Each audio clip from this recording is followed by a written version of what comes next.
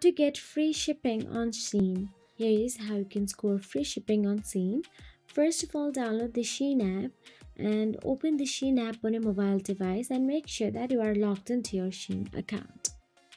Once you're inside the Shein app, all you have to do is add an item to cart. So let me just go to the cart because I've already added my items to my cart. You can browse through the shop and choose one according to your preferences and tap on the checkout option available there. So during checkout, you can see there is a shipping fee added on my delivery process. So now in order to get rid of this, let me just go back to the cart section and add something, and let's order up to $29.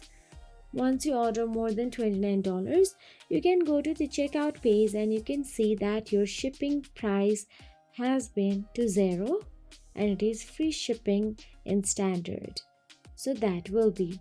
If you found this video helpful, please like, share and subscribe our channel, and thank you so much for watching.